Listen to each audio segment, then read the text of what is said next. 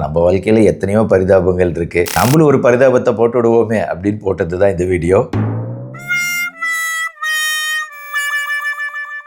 Hello all. இன்னைக்கு நம்ம real லைஃப்ல மாத்திரைகளால் நம்ம படக்கூடிய சில அவஸ்தைகள், உண்மை சம்பவங்கள், ஒரு 5 விஷயம் சொல்றேன் கேளுங்க. ஃபர்ஸ்ட் என்னோட லைஃப்ல இருந்தே ஆரம்பிக்கணும். நேத்து நடந்ததுங்க இது. நான் பொதுவாக வந்து ஸ்வீட்டு அதிகமாக சாப்பிட மாட்டேன். மேக்ஸிமம் வீடியோவில் சொல்ற மாதிரி ஸ்வீட் அப்படிங்கிறத டோட்டலாக அவாய்ட் பண்ண தான் பார்ப்பேன். அப்படியும் நேத்து வந்து ஒரு இனிப்பு அச்சு முறுக்கு இருந்துச்சு டேபிளில். நம்மளுக்கு வந்து அதை பார்த்த உடனே ஒரு மாதிரி ரொம்ப நாள் கழிச்சு இந்த உணர்வு ஏற்பட்டுச்சு. சரி லைட்டாக சாப்பிடுவோம், முறுமுறுன்னு இருக்கும், இனிப்பாகவும் இருக்கும் அப்படின்னு சொல்லிட்டு எடுத்து சாப்பிட்டுட்டேன். சாப்பிட்டு 2 முறுக்கு சாப்பிட்டோன்னே அச்சுன்னு ஒரே தும்மல். டிப்பிக்கலாக எனக்கு some type of sweet allergy இருக்கு, எல்லாம் தெரியும். நம்ம அலர்ஜியை குறைக்கிறதுக்கு மாத்திரை போடக்கூடாது, ஃபுல்லாக எக்ஸசைஸ் தான் பண்ணணும். நானே எவ்வளோ எக்ஸசைஸ் பண்ணி காமிச்சிட்டு இருக்கேன், எல்லாம் பண்ணிக்கிட்டு இருக்கேன். அதனால வந்து பெரும்பாலும் வராது. ஆனால் நான் அந்த இனிப்பு அப்படிங்கிறத ரொம்ப நாள் விட்டு திடீர்னு ஒரு நாள் சாப்பிடும்போது என்ன ஆகுது, இந்த மாதிரி சம்டைம்ஸ் கடுமையான அலர்ஜி, பயங்கரமான தும்மல் வர ஆரம்பிச்சிருச்சு. ஸோ அப்போ வழக்கம் போல் நம்ம என்ன பண்ணுவோம், நைட் வேற தூங்கணும், இன்னும் அதிகமாகிடுச்சுன்னா பிரச்சனை அப்படின்னு சொல்லிட்டு மாண்டிலோகாஸ்ட் லிவோசிட்ரசின் கலக்கப்பட்ட மோஸ்ட் ஃபேமஸ் மெடிசன் சாப்பிட்டேன். இந்த மாண்டகல்சி சாப்பிட்ட உடனே ஒன்றும் தெரியாது, டக்குன்னு வந்து அலர்ஜி கண்ட்ரோல் ஆகும். இம்மீடியட்டாக வந்து நம்ம மூக்கு ஒழுகிறது அப்படிங்கிறது இம்மீடியட்டாக நின்றுடுது, அந்த செக்ரீஷன்லாம் நின்றுடுது. ஆனால் நான் அது யார்கிட்டையும் சொல்லலை, அப்படியே தூங்கியாச்சு. தூங்கினது தாங்க பிரச்சனை. அடுத்த நாள் காலையில், அதாவது இன்னைக்கு எல்லாரும் எந்திரிச்சு கிளம்பிட்டாங்க வீட்டில். நானும் தூங்குறேன், கண்ணை முழிக்கவே முடியல. அப்புறம் குழந்தைகளெல்லாம் திட்டி என்னோட ஒய்ஃப் எழுப்புவாங்க, கூடவே வந்து இன்டைரக்டாக என்னையும் திட்டுவாங்க. நான் வந்து அப்படியே முடிஞ்ச அளவு கண்ட்ரோல் பண்ணி எந்திரிச்சு அப்படியே போய் பக்கத்து ரூமில் போய் திருப்பி படுத்து தூங்கிட்டேன், யாருக்கு தெரியாம.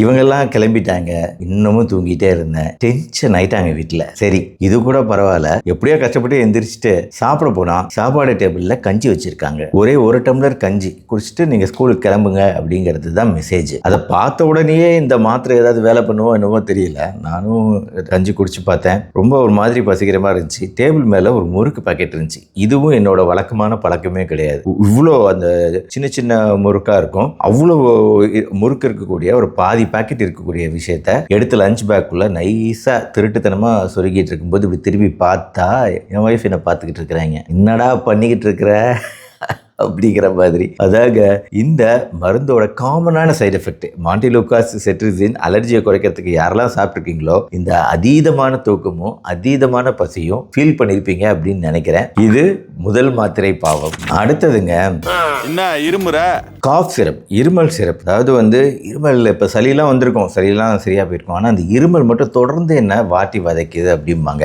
நாமளும் என்னென்னவோ விஷயங்கள் சொல்கிறோம் இல்லையா, வீட்டு வைத்திய முறைகள் சொல்லிக்கிட்டு இருக்கிறோம், ட்ரை பண்ணுங்க, முடியாது.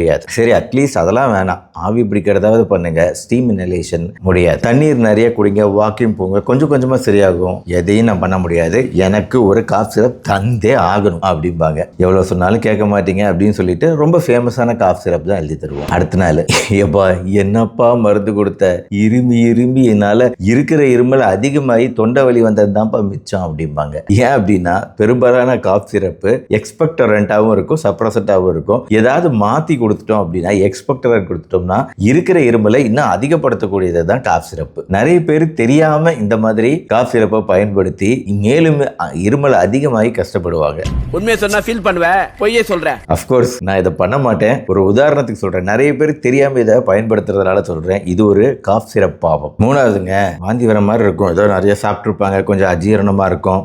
ஒரு அஜீரணம் இருக்கிறதுனால ஒரு மாதிரி இருக்கே அப்படின்னு சொல்லிட்டு எனக்கு உடனே வந்து பேண்டோப்ரசோல் வேணும், பாண்டி வேணும் அப்படிம்பாங்க. பேண்டோப்ரசோல்லாம் வந்து அதோட வேலையே வேற. அது வந்து ஆசிட் செக்ரீஷனை குறைக்கிறது, வலியை குறைக்கிறது, இந்த மாதிரி விஷயத்துக்கு தான் பயன்படும். இதுக்கெல்லாம் வேண்டாம், நோ, எனக்கு மாத்திரை போட்டே ஆகணும், போட்டா தான் கேட்கும் அப்படிம்பாங்க. போட்டுட்டு நைட்டு வாக்குன்னு வாந்தி எடுத்துட்டு இருப்பாங்க. அதாவது வாந்தி வர மாதிரி இருந்ததை உண்மையிலேயே வாந்தியா கன்வெர்ட் பண்ணிடுவாங்க. பேண்டோப்ரசோல் பாவம்ங்க இது. 4வது ரொம்ப காமனான பிரச்சனை இது. வலிக்குது பாப்பா, நேத்து நீ சொல்லி கொடுத்த அந்த எக்ஸசைஸ் பண்ணி இந்த வெயிட்டை தூக்கியப்பா ஒரே வலி, சுடுதண்ணி ஊத்துறோம், ரெஸ்ட் எடுக்கிறது இதெல்லாம் எனக்கு அட்வைஸ் பண்ணாத.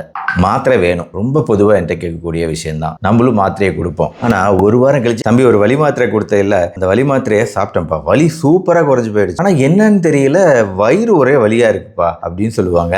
அப்புறம் ஏன் அப்படி எதுவும் வராது அப்படின்னு இப்போ சொல்லி கொஞ்சம் ஆழமாக நம்ம ஹிஸ்ட்ரி கேட்கும்போது தான் சொல்லுவாங்க, டெய்லி அந்த வலி மாத்திரையை சாப்பிட்ருப்பாங்க, ஒரு வாரத்துக்கு சாப்பிட்ருப்பாங்க. அந்த வலி மாத்திரை அப்படிங்கிறது அப்போதைக்கு வலியை குறைக்கிறதுக்கு ஒரு வேளை சாப்பிட சொன்ன மாத்திரையை ஒரு வாரம் தொடர்ந்து இவங்களா சாப்பிட்டு தலைவலி போய் திருகு வலி வந்த கதையா தங்களோட உடல்நிலையை கெடுத்துக்குவாங்க. வயிற்றுக்குள்ள இருக்கக்கூடிய மியூக்கோசாவை காலி பண்ணி அல்சர் தொந்தரவு வலியை தான் உண்டாக்கும். ஏங்க வலிக்கிறதுக்காக ஒரு டோஸ் போட சொன்னாங்க, நீங்க ஒரு வாரம் போட்டீங்கன்னா என்னங்க ஆகும் அப்படின்னு நம்ம அப்புறம் அவங்க கிட்ட புரிய வைக்க வேண்டிய சிச்சுவேஷன் இருக்கும். வலி மாத்திரை பாவங்கள். அஞ்சாவது ரொம்ப பொதுவா நம்ம யூஸ் பண்ணக்கூடியது தான் காய்ச்சலுக்கு பாராசிட்டமால் மாத்திரைகள் போடுவோம் இல்லையா. காய்ச்சல் வர அன்னைக்கு நம்ம பாராசிட்டமால் போடலாங்க, காய்ச்சல் குறையும். ஆனால் காய்ச்சல் இல்லாத நாட்கள்லாம் பாராசிட்டமால் தேவையில்லாமல் போட்டுட்டு இருக்க கூடாது. ஆனால் நிறைய பேர் இதை அப்படியே ஃபாலோ பண்ணி 101 SOSன்னு எழுதுவோம். SOS அப்படின்னா எப்போ தேவையோ அப்போ பயன்படுத்தணும் அப்படிங்கிற மாதிரி தான் காய்ச்சல் மாத்திரை. ஆனால் அதை அப்படியே தொடர்ந்து 4-5 நாள் தொடர்ந்து யூஸ் பண்ணி எனக்கு இப்போதான் நல்லா இருக்கு அப்படின்னு சொல்லுவாங்க.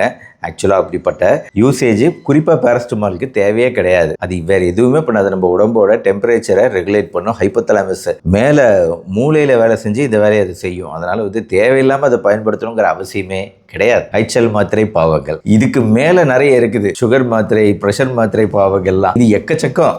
கிருன்னு இருக்குப்பா நீங்க கொடுத்த அந்த ப்ரெஷர் மாத்திரை போட்டதுக்கு அப்புறம் அப்படிம்பாங்க. ஸோ எக்கச்சக்கமாக இருக்கு. எனிவே இந்த லிஸ்ட் என்லெஸ். மாத்திரை அப்படிங்கிறத எப்போ தேவையோ எப்படி யூஸ் பண்ணுமோ அப்படி யூஸ் பண்ணாதான் பெனிஃபிட். நம்மளுக்கு தெரியாம புரிதல் இல்லாம நம்மளா எதையாவது செஞ்சோம்னா அது நம்மளுக்கு தீமையே தான் விளைவிக்கும். என்ன டாக்டர் வித்தியாசமான வீடியோன்னு பாக்குறீங்களா? நீங்க கமெண்ட் செக்ஷன்ல சொல்றதுக்கு முன்னாடி நானே சொல்லிடுறேன், உண்மையிலேயே அதான் நடந்தது. காலையில பரிதாபங்கள் சேனல் வீடியோவை பார்த்து விழுந்து விழுந்து சிரிச்சுக்கிட்டு இருந்தேன். அப்பதான் நம்மளுக்கு தோணுச்சு, ஆஹா நம்ம வாழ்க்கையில எத்தனையோ பரிதாபங்கள் இருக்கு, நம்மளும் ஒரு பரிதாபத்தை போட்டு விடுவோமே அப்படின்னு போட்டதுதான் இந்த வீடியோ. அப்புறம் இன்னொரு எக்ஸ்பெக்டட் கமெண்ட் என்னன்னா, என்ன டாக்டர் உங்க வீட்டுல அச்சு முறுக்கு இருக்குங்கிறீங்க, மற்ற முறுக்கும் இருக்குங்கிறீங்க, வீடியோவில் எதெல்லாம் நீங்கள் சாப்பிடக்கூடாதுன்னு சொல்கிறீங்களோ அதெல்லாம் உங்கள் வீட்டிலேயே வச்சுருக்கிறீங்களா அப்படின்னு கேட்டிங்கன்னா என்னங்க பண்ணுறது? ரியாலிட்டி என்னன்னா, நாம் இருக்கிறது ஒரு ஃபேமிலி, குழந்தைகள் இருக்கிறாங்க. குழந்தைகளுக்கு நம்ம சொல்கிற எல்லா விஷயத்தையும் அப்படியே ஸ்ட்ரிக்டாக நம்ம இம்ப்ளிமெண்ட் பண்ணணும் அப்படின்னா அது கிட்டத்தட்ட ஒரு பனிஷ்மெண்ட் மாதிரி தான். அதனால் என்னாலையும் ஃபர்மாக நோ முடியவே முடியாது அப்படின்னு சொல்ல முடியறது இல்லை பல சமயங்களில். அப்புறம் அதே விஷயம் என்னையும் சேர்ந்துடுது. சரி இவங்களா சாப்பிட்றாங்க, நீங்கள் ஒன்று சாப்பிடுங்க அப்படின்ட்டு. இதெல்லாம் நம்புற மாதிரியாங்க இருக்குது. ப்ராக்டிக்கலாக பல விஷயங்கள் பாசிபிளாக இருக்கிறது கிடையாது. பாயிண்ட் என்னன்னாங்க, நீங்கள் என்னை ஒரு டாக்டராக பார்க்காம ஒரு சாதாரண மனுஷனாக தான் பார்க்கணும். ஏன்னா எல்லா பிரச்சனையும் இருக்கு. எனக்கும் ஒரு நாள் ஹார்ட் அட்டாக் கூட வரலாம், மாரடைப்பு வரலாம், நான் இறந்தும் போகலாம். ஏன் ஹார்ட் அட்டாக் வரலாம்? ஏன்னா எனக்கு இருக்கக்கூடிய கொழுப்பு அப்படி கொஞ்சம் நஞ்ச கொழுப்பா, எனக்கு ஊறுபட்ட கொழுப்பு. மேலும் அநேகமா நான் இறந்து போன அப்புறம் மக்கள் சொல்லுவாங்க, கொஞ்சம் நஞ்ச பேச்சாடா பேசுன, இதை சாப்பிடாத, அதை சாப்பிடாத, இது சாப்பிட்டா இது வரும், இதை சாப்பிட்டா இது வரும் அப்படின்ட்டு போச்சா எல்லாம் போச்சா அப்படின்னு பேசக்கூடிய மக்கள் இருக்கத்தான் செய்வீங்க இல்லையா? அப்படி கிடையாதுங்க. நம்மளால முடிஞ்ச அளவு நாம முயற்சி செஞ்சோம் ஹெல்த்தியா இருக்கிறதுக்கு